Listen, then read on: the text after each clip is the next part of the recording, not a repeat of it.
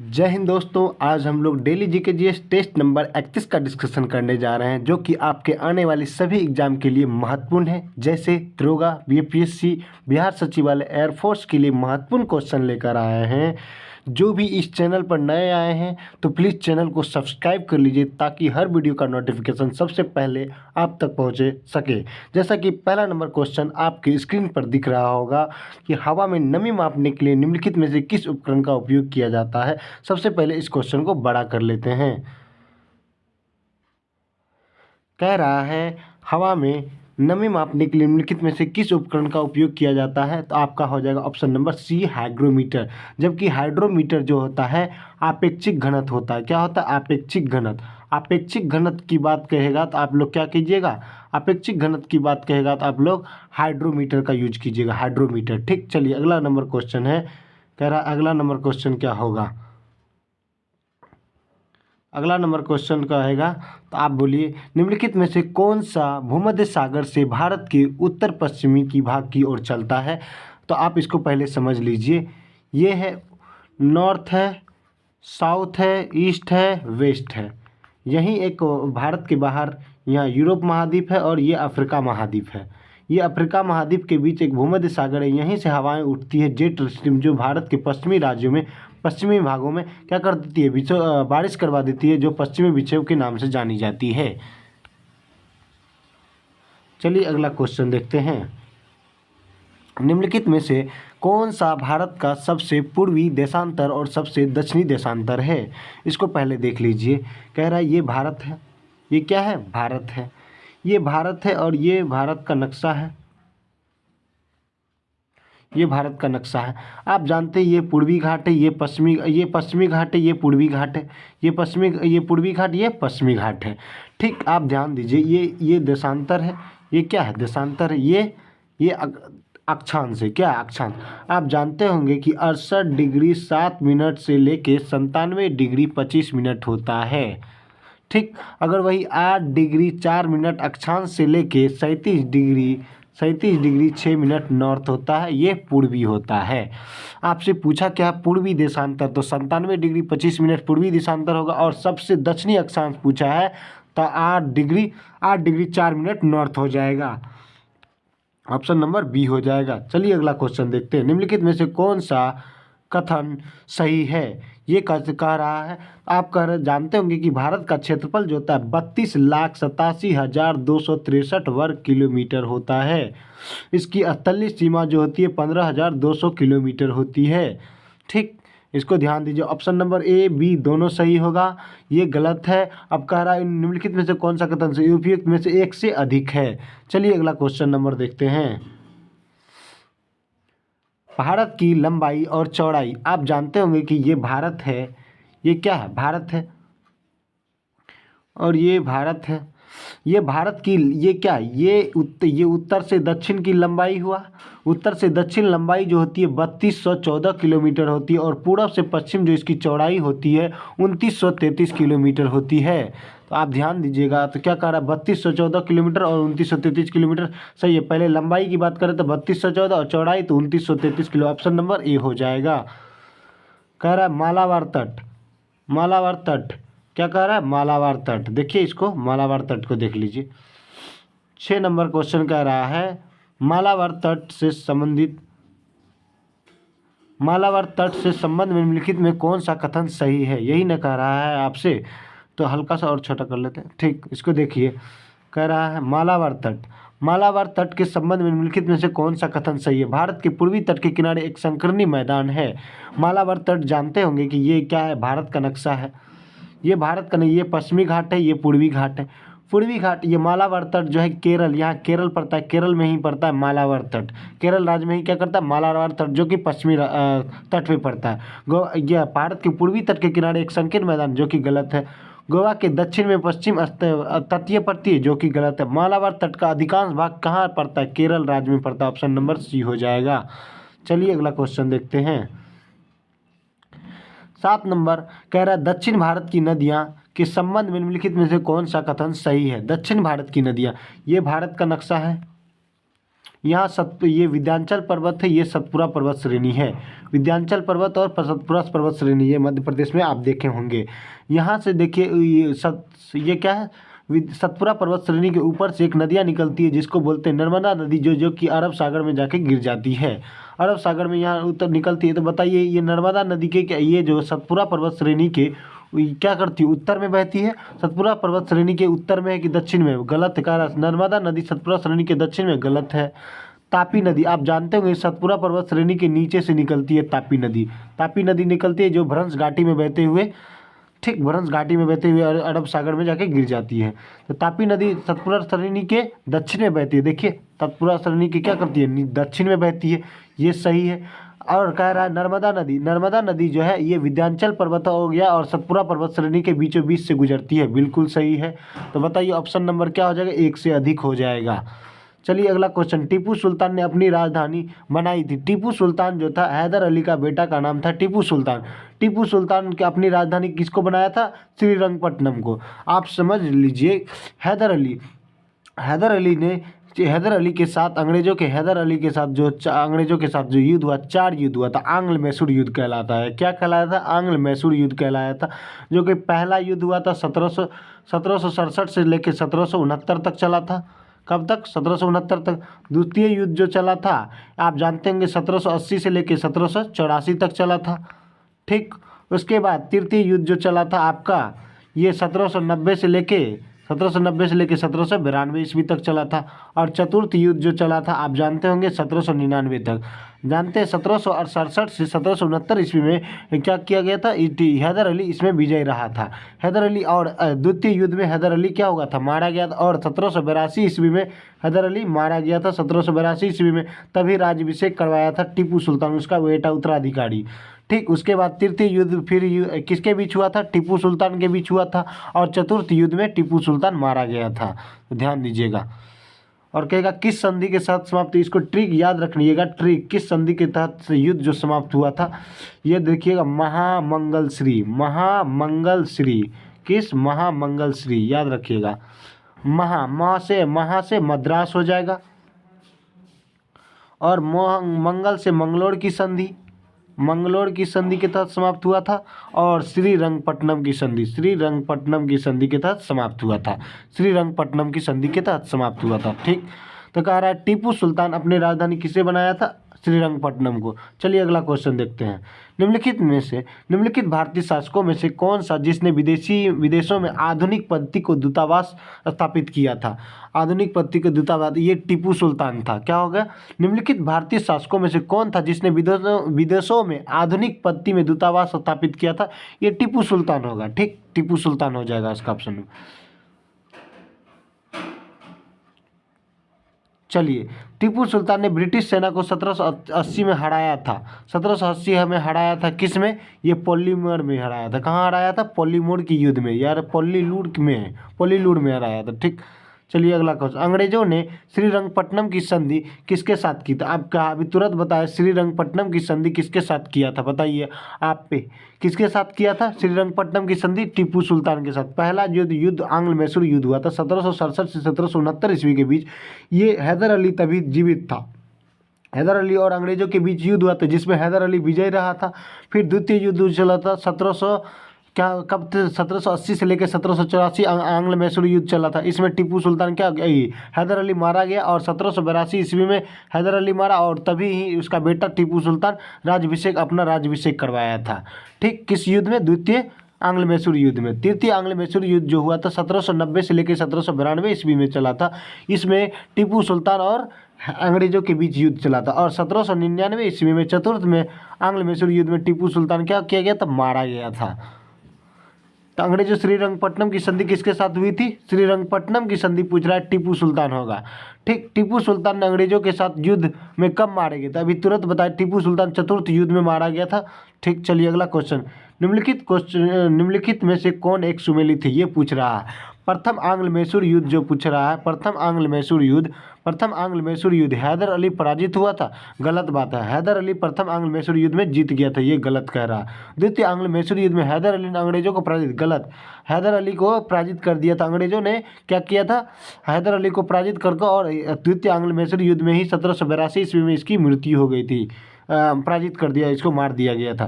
तृतीय आंग्ल मैसूर युद्ध जो चला था 1790 से 92 ईस्वी में, इसमें टीपू सुल्तान क्या हुआ था, पराजित हुआ था, देखा जीता था, गलत है।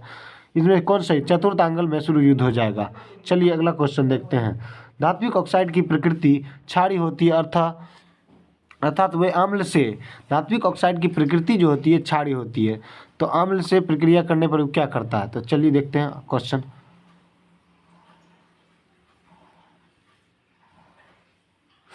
देख लिए, प्रतिक्रिया करके लवण और जल का निर्माण करता है, सही बात है। प्रतिक्रिया करके क्या करता है, लवण और जल का निर्माण करता है। तो देख लीजिए, प्रतिक्रिया करके लवण और जल का निर्माण करते हैं, निम्नलिखित में से उस धात्विक ऑक्साइड को बताएं जो अन्य से भिन्न है। आप जानते होंगे धात्विक ऑक्साइड जो कर रहा है, धात्विक ऑक्साइड की बात कर रहा है, धातु प्लस धात्विक ऑक्साइड जो क्या होता है, धात्विक ऑक्साइड क्या कहता है, क्षारीय होता है। धात्विक ऑक्साइड क्या होता है, धात्विक ऑक्साइड जो होती है क्षारीय होती है। क्या होती है, क्षारीय होती है। क्या होती है, क्षारीय होती है, क्षारीय होती है। और जो कुछ अपवाद जो है, अपवाद याद रखिएगा, अपवाद जो होता है जैसे ZNO हो गया, और Al2O3 एल्युमिनियम ऑक्साइड हो गया, एल्युमिनियम ऑक्साइड। तो ये दोनों जो होता है, ये क्या होता है, अपवाद है। ये जो धातु भी होता है और अम्लीय भी होता है, इसे उभयधर्मी कहते हैं। तो इसमें ऑप्शन में देखिए, ये दोनों, ये धातु ऑक्साइड, ये भी धातु ऑक्साइड, ये भी धातु ऑक्साइड, लेकिन ये इससे भिन्न है, एल्युमिनियम ऑक्साइड हो जाएगा, Al2O3 हो जाएगा। चलिए अगला क्वेश्चन देखते हैं। वे मेटल डिटेक्टर निम्नलिखित में जिनसे होकर हवाई अड्डों पर लोग गुजरते हैं, वह किसके द्वारा संचालित होता है, सिविल लॉ, जो कि गलत, न्यूटन का लॉ, फैराडे के नियम से, किससे, फैराडे के नियम से लागू होता है, किससे, फैराडे के नियम से, मेटल लॉ। ठीक, चलिए अगला क्वेश्चन देखते हैं। निम्नलिखित में से कौन सा किसी तत्व के समस्थानिक गुण है। आप मान लीजिए कोई तत्व XX, इसका परमाणु भी संख्या X है, इसका भी परमाणु संख्या 2 है, इसका परमाणु द्रव्यमान 4 है, इसका परमाणु द्रव्यमान 8 है। आप जानते होंगे कि इलेक्ट्रॉन की संख्या प्रोटॉन की संख्या के बराबर होगा, प्रोटॉन की संख्या एटॉमिक नंबर के बराबर होगा, ठीक। लेकिन न्यूट्रॉन की संख्या क्या होगी, बराबर नहीं होगी, डिफरेंट होगी। न्यूट्रॉन की संख्या क्या होगी, डिफरेंट होगी। न्यूट्रॉन की संख्या डिफरेंट, लेकिन उसका परमाणु द्रव्यमान समान होते हैं, परमाणु द्रव्यमान समान होता है, जो कि गलत कर रहा है। देखिए कह रहा है परमाणु द्रव्यमान समान, अभी तुरंत बताइए इसका परमाणु द्रव्यमान समान नहीं होता है। समस्थानिक, सम मतलब बराबर, स्थान बराबर, इसका परमाणु संख्या बराबर, इनका परमाणु क्रमांक बराबर। भौतिक गुण प्रदर्शित, सही बात, ये भौतिक गुण प्रदर्शित करते हैं, जबकि केमिकल प्रॉपर्टीज ये भौतिक गुण प्रदर्शित करते हैं। कैसा, ये रासायनिक गुण प्रदर्शित करते हैं, ये समान रासायनिक गुण। और रासायनिक गुण जो केमिकल प्रॉपर्टीज जो करता है, केमिकल प्रॉपर्टीज रासायनिक गुणधर्म जो करता है, ये क्या करता है, समान करता है। क्या करता है, समान रासायनिक जो होता है ये समान करता है, और भौतिक गुण भी क्या करता है, प्रदर्शित करता है, भौतिक गुण भी प्रदर्शित करता है। तो 2, 3, 4 किस में है, देखिए ऑप्शन नंबर बी हो जाएगा, ऑप्शन नंबर बी हो जाएगा। चलिए अगला क्वेश्चन देखते हैं। निम्नलिखित में से कौन सा आर्किमिडीज के सिद्धांत पर आधारित है। आप जानते होंगे कि आर्किमिडीज सिद्धांत, अब ये उत्प्लावन बल पर काम करता है, उत्प्लावन बल। इलेक्ट्रोमीटर, सही बात है, ठीक। इलेक्ट्रोमीटर से हम लोग के दूध की शुद्धता भी मापा जाता है, इलेक्ट्रोमीटर से जहाज़ों और पनडुब्बियों की डिजाइनिंग, सही बात है, ये भी सही। हाइड्रोमीटर, अभी तुरंत बताए, हाइड्रोमीटर हो गया, ये तीनों सही है, लेकिन ये हवाई जहाज गलत है। तो ऑप्शन नंबर क्या हो जाएगा, बताइए, ऑप्शन कह रहा गलत, आधारित नहीं है, तो ऑप्शन नंबर बी हो जाएगा। चलिए अगला क्वेश्चन। निम्नलिखित, नीचे एक कविकथन है, इसको कह रहा देखिए, नीचे एक अभिकथन में ए और कारण आर दिया गया। अभिकथन ए, घरेलू गैस सिलेंडर में होने वाला रिसाव का पता लगाया, बिल्कुल सही है।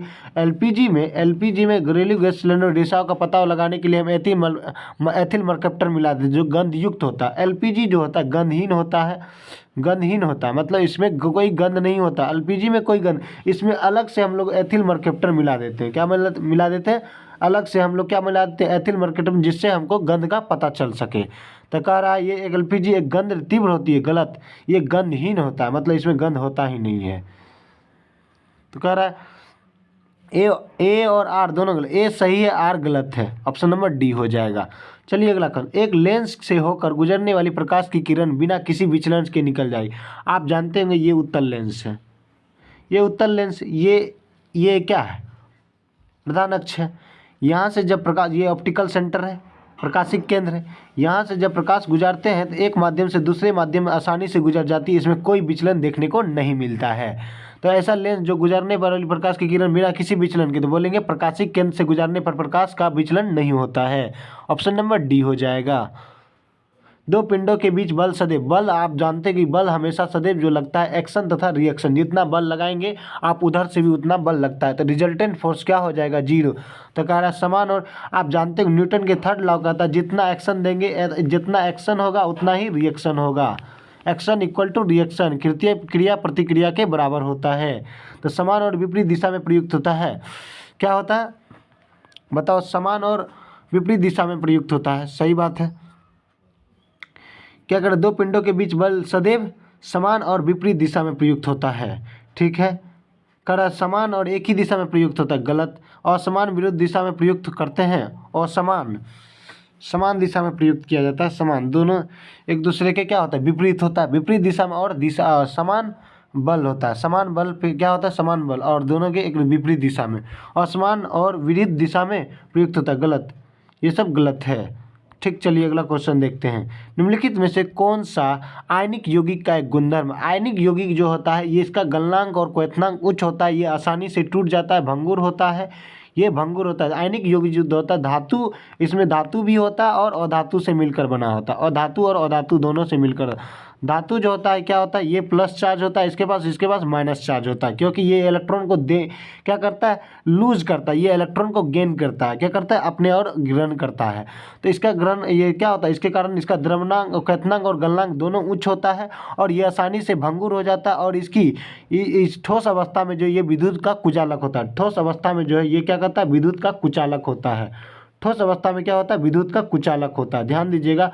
ठोस अवस्था में विद्युत का कुचालक होता है, ना कि सुचालक, ध्यान दीजिएगा। और कह रहा है मिट्टी के तेल और पेट्रोल में आसानी से विलायकों में घुलनशील, जो कि गलत है। वे पेट्रोल और के तेल में घुलायक नहीं होता, मिट्टी और पेट्रोल के तेल में घुलायक नहीं, ये द्रव में आसानी से घुलनशील होता है। किसमें, द्रव में घुलनशील होता है, किसमें, द्रव में, ध्यान दीजिएगा, द्रव में घुलनशील होता है, ठीक है। कह रहा है ये इसका क्वथनांक और गलनांक उच्च होता है, बिल्कुल से, ये कठोर होता है और आसानी से नहीं टूटता, गलत, भंगुर होता है, टूट जाता है। ये ठोस अवस्था में विद्युत का सुचालन, गलत है, कुचालक होता है, विद्युत का क्या होता है, कुचालक होता है। ये मिट्टी के तेल और पेट्रोल जैसे विलायकों में घुलनशील नहीं, ये घुलनशील नहीं होता है, जबकि द्रव कहेगा तो द्रव में क्या होता है, घुलनशील होता है, ठीक। अब कह रहा है किसी आवेश का विद्युत क्षेत्र बल, आप कह रहे हैं विद्युत क्षेत्र बल आवेश से संबंधित कर रहा है, F बराबर आप जानते होंगे Q1 into Q2 upon are square. तो आप कह सकते हैं F is inversely proportional to 1/r², r²। आप जैसे जैसे कह रहा है दूरी बढ़ेगी, दूरी के साथ जैसे दूरी बढ़ेगा, दूरी बढ़ेगी, दूरी के वर्ग के, ये दूरी के वर्ग के साथ ये क्या हो जाएगा, घटेगा। जैसे हम मान लीजिए रेडियस को 2 गुना से बढ़ाए तो फोर्स 4 गुना से घट जाएगा, 2 का स्क्वायर 4, 4 गुना से क्या हो जाएगा, घट जाएगा। इसी के दूरी के साथ क्या, दूरी के वर्ग के साथ घटेगी। तो ऑप्शन नंबर क्या हो जाएगा बताइए, दूरी के साथ, गलत, दूरी के घन, गलत, दूरी के साथ घटता है, गलत, दूरी के वर्ग के साथ घटता है, ऑप्शन नंबर डी हो जाएगा। दाब, आप जानते हैं कि प्रेशर बराबर क्या होता है, प्रेशर बराबर फोर्स बाय एरिया होता है, प्रेशर बराबर फोर्स, इसी को प्रणोद बोला जाता है, प्रणोद बटे क्षेत्रफल बोला जाता है, प्रति एकांक क्षेत्रफल, प्रणोद प्रति एकक क्षेत्रफल, प्रणोद बटे प्रति एकक क्षेत्रफल, ये क्या हो जाएगा बताइए, भार प्रति एकक क्षेत्रफल, गलत, भार नहीं होता, प्रणोद, इसी को बल को, दाब बराबर प्रेशर बराबर क्या, फोर्स बाय एरिया, प्रणोद को ही क्या बोला जाता है, बल बोला जाता है, ऑप्शन नंबर बी हो जाएगा। काका साहेब कालेकर आयोग संबंधित है, ये पिछड़ा वर्ग से, ध्यान दीजिएगा, याद रखिएगा, पिछड़ा वर्ग से। जल्दी जल्दी क्वेश्चन को खत्म करते हैं। निम्नलिखित में से कौन सा भारत के संविधान 73वें संशोधन के विषय में सही है, 73वां संशोधन की बात करेगा। आप कहिएगा पंचायतों के संबंधित संवैधानिक स्थिति बिल्कुल सही है, अनुचित जातियों और विषय के अनुसार अनुसूचित जनजातियों की महिलाओं के लिए सीटों का आरक्षण बिल्कुल सही है, जिला के लिए अस्थायी योजना संरचना गलत, अस्थायी समिति रहता तब यहाँ हो सकता था, लेकिन अस्थायी संरचना नहीं होगा, तो कौन हो जाएगा, सही है। और एक और दो और देखिए, चलिए देखते हैं अगला क्वेश्चन देखते हैं, 1 और 2 अभी तुरंत बताए क्या हो जाएगा, 1 और 2 हो जाएगा। चलिए अगला क्वेश्चन देखते हैं। उच्चतम न्यायालय द्वारा सुनाए गए निर्णय दिए गए आदेश के पुनरावलोकन के बारे में निम्नलिखित में कौन सा कथन। आप जानते होंगे कि उच्चतम न्यायालय सुप्रीम कोर्ट जब अपनी कोई भी चीज़ को जस्टिफाई कर देते हैं तो उस पर फिर पुनः अवलोकन कर सकते हैं, उस पर पुनः डिस्कस कर सकते हैं, बातचीत कर सकते हैं। भारत के राष्ट्रपति ऐसा निर्णय या आदेश पुनरावलोकन का अधिकार प्राप्त। गलत। उच्चतम न्यायालय को अपने द्वारा सुनाए गए निर्णय दिए गए आदेश का पुनरावलोकन करने की शक्ति है, ये संविधान में ही पहले से है। तो ऑप्शन नंबर क्या हो जाएगा, बी हो जाएगा। चलिए अगला क्वेश्चन देखते हैं। संविधान के द्वारा केंद्र और राज्य के बीच राजस्व का बंटवारा। संविधान के द्वारा जो होता है, संविधान के द्वारा केंद्र और राज्य के बीच बंटवारा जो कहेगा तो ये क्या हो जाएगा, भारत सरकार के 1935 के अधिनियम के अनुसार हो जाएगा। ठीक, ध्यान दीजिएगा। ये कनाडा के अनुसार ये शक्तियों का बंटवारा होता है, राजस्व का बंटवारा नहीं। ये शक्ति केंद्र और संविधान में कनाडा के संविधान के अनुसार केंद्र और राज्य के बीच क्या होता है, शक्तियों का बंटवारा। ये क्या कर, राजस्व का बंटवारा कह रहा है। तो भारत सरकार के 1935 के अधिनियम के अनुसार होता है। ठीक, चलिए। भारत का राष्ट्रपति राष्ट्रीय आपात की घोषणा कर सकता है। आप जानते हैं कि आर्टिकल 352 के तहत राष्ट्रीय आपात की घोषणा कर सकता है।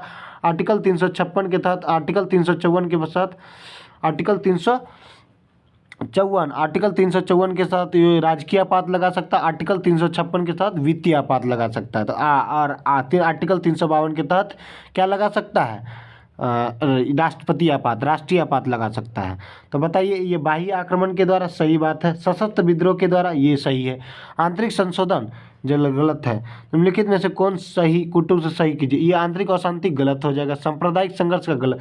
बाह्य आक्रमण के द्वारा राष्ट्रीय आपात की घोषणा हो सकती है। सशस्त्र विद्रोह के द्वारा क्या करता है, राष्ट्रीय आपात की घोषणा हो सकती है।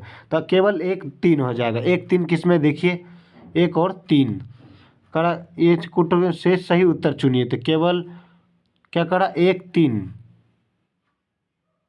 आंतरिक अशांति 1-3 नहीं है, 1-3 4 नंबर, डी हो जाएगा ऑप्शन।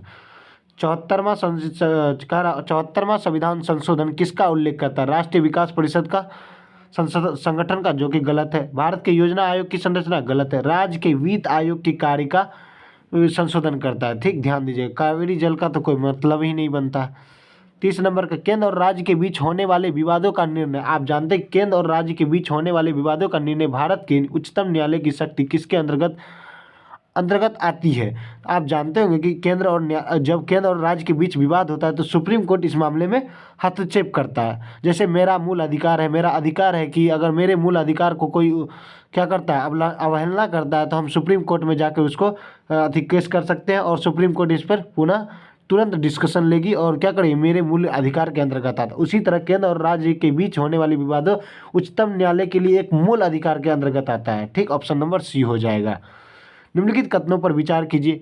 कार्बोहाइड्रेट मनुष्य के लिए ऊर्जा एकमात्र स्रोत है, जो कि गलत है। बताइए, कार्बोहाइड्रेट ही है। कार्बोहाइड्रेट हो गया, कार्बोहाइड्रेट देखिए, कार्बोहाइड्रेट जो है 4.2 ऊर्जा प्राप्त होता है, 4.2 kilo calorie joule, 2 kilo calorie. ये तुरंत हमको कार्बोहाइड्रेट से तुरंत ऊर्जा प्राप्त होती है, ना कि कार्बोहाइड्रेट मनुष्य के लिए ऊर्जा एकमात्र स्रोत, गलत बात है। कह रहा आप देखिए क्या कर, कार्बोहाइड्रेट हो गया प्रोटीन जो होता है, प्रोटीन से भी ऊर्जा बनती है। 4.3 किलो कैलोरी हमसे प्रोटीन से ऊर्जा मिलती है। उसके बाद वसा से जो होता है 9.2 किलो कैलोरी। सबसे अधिक अगर किसी से वसा ऊर्जा मिलता है तो सबसे अधिक किससे, वसा से। ध्यान दीजिएगा। कह रहा है कार्बोहाइड्रेट, गलत। अभी बताया कार्बोहाइड्रेट हो जाएगा, प्रोटीन से 4.3 मिलता है, ये 4.2 मिलता है, तो उससे अधिक किससे मिलता है, प्रोटीन, उससे भी अधिक वसा से। तो कह रहा अन्य खाद्यों की अपेक्षा वसा पाचन होने के लिए अधिक ऊर्जा देती है। सही बात है, ऑप्शन नंबर बी हो जाएगा। तो क्या हो जाएगा, केवल 2 हो जाएगा। सूची 1 को सूची 2 से सुमेलित कीजिए। रॉबर्ट ब्राउन ने किसका खोज किया था, केंद्रक का खोज किया था। केंद्रक का खोज किसने किया था, रॉबर्ट ब्राउन। एंटोनी वैन लेeuwenhoek ने जीवित कोशिका का खोज किया था। कैमिलो गोल्जी ने गोल्जी बॉडी का खोज किया था। ब्लैक रिएक्शन विधि की खोज रॉबर्ट हुक ने किसका किया था, कोशिका का खोज किया था। आप लोग मिला लीजिएगा इसको। अमाशय से बाहर आने वाली अम्लीय, आप जानते हो कि अमाशय से जब अम्ल आती है, ये देखिए ये क्या है, ग्रास नली है। ये ग्रास नली है। ये क्या, अमाशय है। ये अमाशय है। अमाशय से ये अदर आएगी, ऐसे आएगी, ये छोटी आंत हो गया। ये लीवर है, ये क्या है, लीवर, यहाँ पित्ताशय है। लीवर ये क्या करता है, और ये HCl अम्ल होता है, हाइड्रोक्लोरिक अम्ल पेट में, और ग्रास नली से जैसे भोजन कहाँ आता है, पेट में, तो पेट में भोजन पूरी तरह से नहीं पचता, अर्ध पचा होता है, अम्लीय अर्ध पचा, इसमें HCl अम्ल। और पित्त क्या करता है, इधर से पित्त क्या करता है, क्षारीय अम्ल, पित्त क्या करता है, पित्त क्या होता है, क्षारीय होता है, जो भोजन को पचाने में सहायक होता है, तो सहायक होता है। और यहाँ से जैसे भोजन यहाँ से चलती है, ऐसे अमाशय से बाहर चलती है, छोटी आंत में आती है, छोटी आंत में जैसे आएगी तो यहाँ से एक कोलेसिस्टोकाइनिन हार्मोन क्या करता है, कोलेसिस्टोकाइनिन जो होता है ये सुगंध प्रदान कर, गंध प्रदान करता है, जिससे पित्त क्या करता है, एक पित्ताशय क्या करता है, पित्त छोड़ता है, पित्त छोड़ने के कारण भोजन को क्या कर देता है, उदासीन बना, ये अम्ल हो गया, ये क्षारीय हो गया, दोनों भोजन को क्या करता है, दोनों मिलने के बाद क्षारीय का उदासीन बना देता है, जिससे भोजन को पचाने में आसानी होता है। तो क्या ये बताइए, पूछ रहा है किस अम्लीय अधपचित खाद्य को उदासीनीकरण किसके द्वारा, पित्त रस के द्वारा, अभी तुरंत बताए, पित्त रस के द्वारा। चिकित्सा हृदय स्पंदन जो होती है, हृदय स्पंदन को मापने के लिए किस यंत्र का प्रयोग करता है, आप जानते हैं डॉक्टर जो आपका हृदय स्पंदन जो मापता है स्टेथोस्कोप का प्रयोग करके करता है। ECG ये ब्रेन के लिए हो जाएगा, ECG किसके लिए, ब्रेन के लिए हो जाएगा। ये हृदय की धड़कन के लिए पेसमेकर, कार्डियोग्राफ, इलेक्ट्रोकार्डियोग्राफ ये हृदय के लिए हो जाएगा। क्या करा 34, अब 35 देखते हैं। मेलानिन क्या करा, मेलानिन एक प्रवर्तक प्राकृतिक वर्णक है जो मानव त्वचा, बाल और परितारिका ऐसा आइरिस को रंग प्रदान करता है, आइरिस रंग प्रदान करता है। यह किससे सुरक्षा प्रदान करता है, बताइए। अल्ट्रावायलेट रोज जो होता है, परावैंगनिक किरणें से हमें क्या करता है, रक्षा प्रदान करता है, किससे, परावैंगनिक किरणें से। आप जानते होंगे कि सूर्य, ये क्षौभ मंडल, ये पृथ्वी है, ये पृथ्वी के ऊपर क्या है, क्षौभ मंडल है, क्षौभ मंडल के बाद समताप मंडल, समताप मंडल में O3 देखने को मिलता है, यहाँ कहा समताप मंडल में O3 लेयर देखने को मिलता है, ये क्षौभ मंडल, ये समताप मंडल। समताप मंडल में क्या देखने को मिलता है, O3 देखने को मिलता है, ओजोन लेयर देखने को मिलता है। यहीं से जैसे सूर्य से सन है, सन से जो प्रकाश निकलती है, ये अल्ट्रावायलेट रेज क्या करती है, इसको अवशोषित कर लेता है O3, ये हमारे शरीर पृथ्वी तक आने नहीं देता, अल्प मात्रा में आता, जो कि हमें क्या करता है, अल्ट्रावायलेट रेज से, परावैंगनिक किरणें से ओजोन लेयर क्या करता है, हमको बचाता है, सुरक्षा प्रदान करता है। अगर कह रहा है मेलानिन प्राकृतिक वर्ण जो मानव त्वचा, बाल और परितंत्र को रंग प्रदान करता है, यह किससे सुरक्षा प्रदान करता है, बताइए। परावैंगनिक किरणें से हो जाएगा, ऑप्शन नंबर ए हो जाएगा। कॉली मनी मार्केट क्या होता है, कॉल मनी मार्केट जो RBI एक दिन के लिए जो पैसा देती है, जिसे MSF कहते हैं, मार्जिनल स्टैंडिंग फैसिलिटी, MSF, जो बहुत ही अधिक ब्याज दर पर देती है, जो क्या एक दिन की अवधि के लिए, तो ऑप्शन नंबर ए हो जाएगा। लेफर वर्क कहता है, लेफर वर्क का अर्थ क्या होता है, जैसे आपके ये ग्राफ बनाइए, ये रेवेन्यू मतलब राजस्व, रेवेन्यू हो गया, ये टैक्स हो गया। जैसे जैसे आप रेवेन्यू को बढ़ाएंगे उसी तरह टैक्स बढ़ेगा, टैक्स जैसे जैसे बढ़ाएंगे तो उसी तरह क्या होगा, रेवेन्यू आपका राजस्व भी बढ़ेगा। एक समय ऐसा आएगा कि आपका टैक्स पूरी तरह से खत्म हो जाएगा, उलट जाएगा। जैसे जैसे एक मैक्सिमम सीमा से अधिक बढ़ा दीजिएगा आपका टैक्स, अगर मैक्सिमम सीमा से अधिक बढ़ा दीजिएगा, राजस्व क्या हो जाएगा, घट जाएगा। तो बताइए, ये अंग्रेजी वर्णमाला में यू के समान होता है, बिल्कुल सही है, यू के समान। यह इस और संकेत करता है एक सीमा के बाद, एक निश्चित सीमा के बाद अगर दरों में वृद्धि की जाए तो सरकार का राजस्व घटने लगता है, क्योंकि आप निश्चित सीमा से अगर अभी देखते GST 18% है, और 18% है, मैक्सिमम कितना परसेंट तक हो सकता है, 30%। इससे अधिक करेगी तो कोई भी कंपनी भारत में क्या करेगी, इन्वेस्टमेंट नहीं करेगी और अलग देश में चली जाएगी। ठीक, ध्यान दीजिएगा। तो दोनों सही है, एक और दो, ऑप्शन नंबर सी हो जाएगा।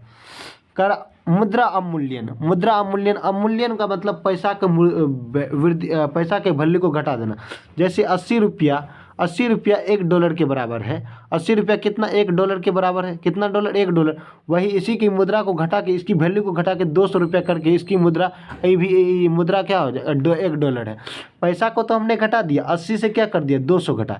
तो बताइए, अगर हम आयात करेंगे तो हमको क्या होगा, जैसे अभी पहले हमको 80 रुपया देना पड़ता था कोई वस्तु खरीदने के लिए, अब 200 रुपया देना पड़ेगा किसी वस्तु को खरीदने, तो आयात में क्या होगा, घाटा लगेगा।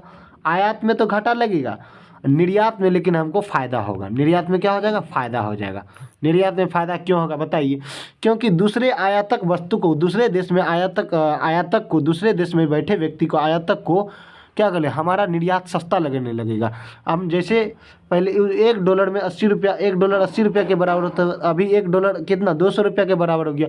पहले 1 किलो चावल खरीद सकता था, अभी कितना चावल खरीद लेगा, 8 दूनी 16, तो बताइए 2.5 किलो के आसपास क्या 2.5 किलो चावल खरीद लेगा $1 ही में। तो उसको निर्यात क्या लगने लगा, दूसरे देश में आयातक वस्तु के लिए निर्यातक को क्या करने लगा, आयातक को सस्ता लगने लगेगा। निर्यात कर रहा है घरेलू सामान के लिए मूल्य स्थिर हो जाएंगे, गलत, आयातक के लिए निर्यातक के मूल्य सस्ते हो जाएंगे। अभी बता रहे दूसरे देश में जो व्यक्ति है उसको आयातक के लिए क्या होगा, निर्यात उसको सस्ता लगने लगेगा। ऑप्शन नंबर बी हो जाएगा। निम्नलिखित कथनों पर विचार कीजिए। अंतर्राष्ट्रीय मुद्रा कोष केवल सदस्य देशों को ऋण प्रदान करती है, बिल्कुल सही है। आप जानते होंगे कि IMF इंटरनेशनल मॉनेटरी फंड, ये IMF जो होती है ये केवल सदस्य देश को ही ऋण प्रदान करती है, जो कंगाली बदहाली से गुजर रहा है तो उसके पास जाती है और वो कुछ अपना शर्तें लागू करती है, जिसके कारण ये क्या करता है, टैक्स, जिसके कारण ये IMF की सहायता से उसको फंड देता है। ठीक कह रहा ये तो सही। अंतर्राष्ट्रीय मुद्रा कोष का मुख्य कार्य विकासशील देशों के लिए WTO देती है, वर्ल्ड ट्रेड ऑर्गेनाइजेशन देता है, ना कि IMF। ध्यान दीजिएगा, तो केवल एक हो जाएगा। चलिए अगला, GST परिषद के संदर्भ में निम्नलिखित कथनों पर विचार कीजिए। GST में देखिए 28 राज्य के फाइनेंस मिनिस्टर होते हैं, 28 राज्य के फाइनेंस मिनिस्टर होते हैं। फिर विधानसभा में जहाँ विधानसभा है, जैसे विधानसभा केंद्र शासित प्रदेश में, जहाँ विधानसभा है केंद्र शासित प्रदेश में जम्मू कश्मीर हो जाएगा, पांडिचेरी हो जाएगा, उसके बाद दिल्ली हो जाएगा। ये सब क्या यूनियन टेरिटोरी में आ जाएगा, दिल्ली नहीं होगा, क्या हो जाएगा, पांडिचेरी होगा, श्रीनगर होगा, जम्मू कश्मीर, लद्दाख हो जाएगा, ये लद्दाख सब हो जाएगा। ये सब यूनियन टेरिटोरी में आ जाएगा। तो ठीक, यूनियन टेरिटोरी में 3 हो जाएगा। और वित्त मंत्रालय हो जाएगा, वित्त मंत्रालय के फाइनेंस मिनिस्टर हो जाएगा, वित्त मंत्रालय का फाइनेंस मिनिस्टर एक, और राज्य मंत्री हो जाएगी, राज्य मंत्री का फाइनेंस मिनिस्टर, राज्य मंत्री एक। तो बताइए टोटल कितना हो जाएगा, 33। टोटल देखिए 28 2 30 31 32 33 जो होता, इसके लिए कोरम का गठन करेंगे। तो कोरम में जो होता है ना 2/3 बहुमत से पारित करना पड़ता है, जबकि पास जब करना पड़ेगा तो 3/4 से, कितना 3/4, 2/3 कितना परसेंट के बराबर, 66% का, और 3/4 75% के बराबर होता है, 75% के बराबर होता है। तो ध्यान दीजिएगा। कह रहा है GST परिषद GST संबंधित सभी मुद्दों का विधि नियम दर वस्तु का वर्गीकरण, सही बात है, दर निर्धारित किया जाता है। GST से कितना परसेंट टैक्स लेना है, 18% की, 20% की, 25% दर इसी से निर्धारित किया जाता है। ठीक, 1 नंबर। GST परिषद के लिए गणपूर्ति कोरम, अभी बताए गणपूर्ति कोरम के लिए 2/3 तो बोले तो 66%, ये 10% कर रहा है, गलत हो गया। GST परिषद का प्रत्येक निर्णय उपस्थित एवं मतदान के लिए 2/3, गलत। GST परिषद का प्रत्येक निर्णय उपस्थित एवं मतदान के 2/3 पारित बहुमत द्वारा लिया जाएगा, नहीं 3/4 के द्वारा, कितना 3/4 के द्वारा पारित किया जाएगा इसको। ठीक, तो ऑप्शन नंबर क्या हो जाएगा, 1 हो जाएगा। ठीक, तो ऑप्शन नंबर केवल 1 हो जाएगा। ठीक, तो A नंबर हो जाएगा ऑप्शन। चलिए अगला क्वेश्चन देखते हैं। 40 फरवरी 2024 में किसे FATF के वित्तीय अपराध की निगरानी सूची से हटा लिया गया है, तो याद रखिएगा संयुक्त अरब अमीरात, UAE में पड़ता है संयुक्त अरब अमीरात, इसी को बोलते हैं UAE। भारत और किस देश के बीच संयुक्त अभ्यास धर्म गार्जियन की बात करेगा तो धर्म गार्जियन किसके बीच, जापान के बीच। चलिए अगला, देश के सबसे लंबे सिग्नेचर स्टे ब्रिज का उद्घाटन कहाँ किया गया, गुजरात। कहाँ किया गया है, गुजरात में, याद रखिएगा। हाल ही में किस राज्य के पूर्व मुख्यमंत्री मनोहर जोशी का निधन हो गया, ये महाराष्ट्र के थे मनोहर जोशी। हाल ही मंदिरों पर टैक्स लगाने वाला पहला राज्य कौन बना, ये कर्नाटक हो जाएगा, ऑप्शन नंबर B। हाल ही में अट्टुकल पोंगल कहेगा तो केरल, सिर्फ पोंगल कहेगा तो क्या कहिएगा, तमिलनाडु, पोंगल हो जाएगा तमिलनाडु, और जल्लीकट्टू भी क्या हो जाएगा, तमिलनाडु हो जाएगा। अगर ओनम क्या हो जाएगा, ओनम केरल में हो जाएगा, ओनम कहाँ हो जाएगा, केरल में ओनम हो जाएगा, ओनम केरल में हो जाएगा, और अट्टुकल पोंगल केरल हो जाएगा। हाल ही में केंद्रीय मंत्री धर्मेंद्र ने राष्ट्रीय उद्यमिता विकास परियोजना के लिए का उद्घाटन कौन से राज्य में किया है, ये हो जाएगा आपका ओडिशा। कहाँ हो जाएगा, हाल ही में केंद्रीय मंत्री धर्मेंद्र ने राष्ट्रीय उद्यमिता विकास परियोजना का उद्घाटन कौन से राज्य में किया, ओडिशा हो जाएगा। भारत का सबसे बड़ा हरित हाइड्रोजन उत्पादन केंद्र कहाँ स्थापित किया गया है, याद रखिएगा आंध्र प्रदेश के विशाखापट्टनम में। पाकिस्तान के नए प्रधानमंत्री कौन बना है, तो आप याद रखेंगे शहबाज शरीफ हो जाएगा। शहबाज शरीफ हो जाएगा। हाल ही में अंतर्राष्ट्रीय सौर संगठन गठबंधन का 119वां देश कौन सा बना है? तो माल्टा हो जाएगा। ठीक है, जय हिंद दोस्तों, बाय। फिर मिलेंगे कल इसी टाइम पे।